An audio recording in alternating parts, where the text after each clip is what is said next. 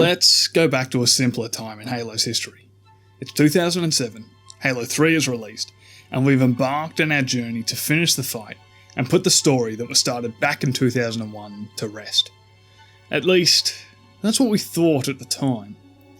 Skip ahead a couple of years to 2011's E3, where we get our first glimpse at a teaser trailer for Halo 4, a sequel to 2007's Halo 3, despite us supposedly finishing the fight all those years ago. The trailer starts in a peculiar way, with the camera following a string of pulsating lights as more and more of the dark and empty scene lights up, and a vague cry for help can be heard in the background. Eventually, the voice becomes more distinguishable. It's Cortana's voice. The camera speeds up and bursts out of this mysterious environment to reveal none other than the legend himself, the Master Chief. We all know that it's the Chief that exits the cryotube as he dons a green set of armour and a gold visor. But something is off.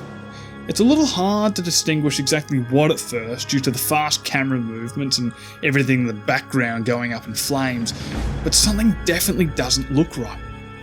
Near to the end of the trailer, as Chief reaches the exterior of the Dawn, we get a better look at his armour, and it's definitely different from what we remember.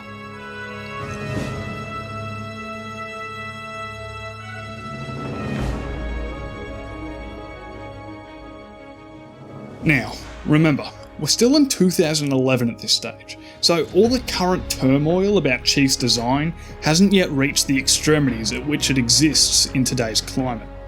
Although this is inherently where the great debate about the design and future direction of Halo was born. This new design indeed divided the community at first, with some taking a liking towards it, while others were outraged that the Chief's armour had changed for no apparent reason. It sparked an ongoing debate between the differing perspectives, and despite it arising 8 years ago, it is a debate that still exists in today's climate and will probably go on to outlast humanity at this rate. However, the discussions had between the opposing parties were unlike how they are conducted today, and believe it or not, but members of the Halo community used to have civilised conversations about their differing perspectives on Halo. Initially, people actually gave constructive criticisms on the design instead of merely stating that they hated it, hated 343, and hated the new direction of the franchise.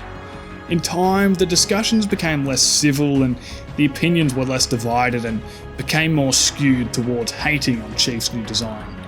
There were no more prolonged debates or discussions about potential changes or modifications that could take place, as the general consensus was that the armour was just bad, and there was nothing more to it. Skip ahead again, and this time to 2013, and we get our first glimpse at a Halo game on the next generation of consoles.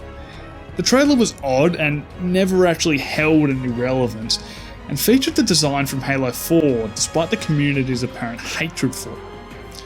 People were excited about a new Halo game being on the horizon, but the significant changes from the previous game's entry had caused a considerable amount of people to lose interest in the franchise. Now, into 2015 with the release of Halo 5, and Chief is still wearing this set of armour that has been scrutinised since it was first seen in 2011. An even higher number started to lose interest by this stage, and the small number of people left in the Halo community, considering the large following the franchise used to have, were utterly torn in terms of their opinions on the franchise. Granted, there were many other factors that contributed to what became of the Halo community after the launch of Halo 4 and 5, but Chief's armour has, and more than likely always will be, at the forefront of most arguments when discussing 343's direction with Halo.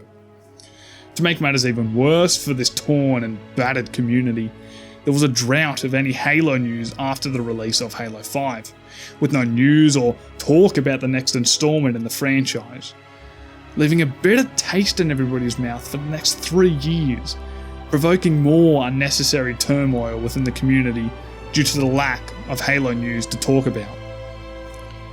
By this stage, despite the title of the video, it would sound as if the change in Chief's armour did nothing but bad for the community, as it seems to have practically collapsed by now. But something quite remarkable happened at E3 2018 that revitalised the Halo community. And that was the announcement of Halo Infinite.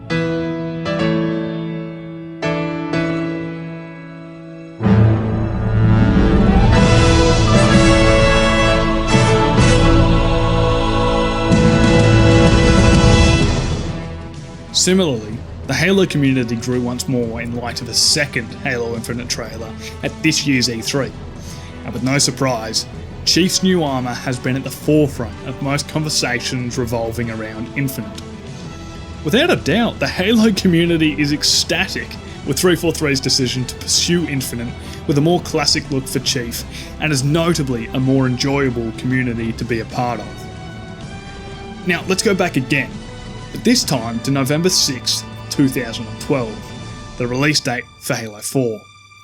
You've booted up the game, watched the prologue, and are most of the way through the first cutscene of the game, and see Chief in his redesigned armour being awoken by Cortana.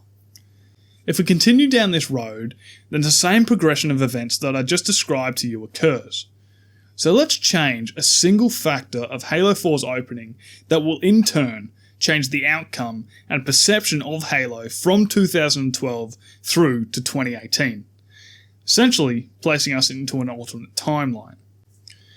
So it's November 6, 2012 again. The game is booted up, the prologue has ended, and Chief is about to be revealed in his cryotube. But instead of wearing his redesigned Mark 6, he's still in his classic Mark 6 from Halo 2 and Halo 3. I'm sure for many of you this would have been the ideal way for Halo 4 to have actually started. But remember, we have to be thinking from the perspective of the Halo community in 2012.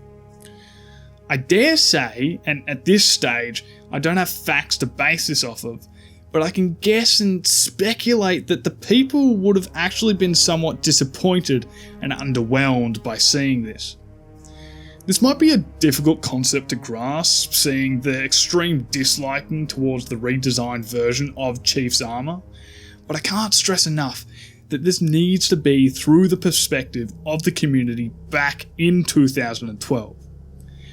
I feel that after seeing the same design, for the most part, appear in the past two games, people would almost be fed up of seeing it in a third installment. Now, I can't say that with 100% certainty, as there is no true way of determining what the actual reaction would have been if this is how the game was made, but I can make an informed guess about it. So let's assume that this armour design is maintained throughout the events of Halo 4 as well as Halo 5. And let's also assume that the games are well received by the community. So then the same turn of events occurs after the release of Halo 5, where there is a drought of information about the next release. But this time, there isn't a tremendous amount of turmoil in the community. In this alternative timeline, we're now at E3 2018, and the trailer plays out the exact same as it did last year. Everybody would be happy about it after the drought of information, but it wouldn't have been quite as well received. Think about it. A majority of the hype surrounding Halo Infinite's reveal was that Chief's armour was returning to a more classic design.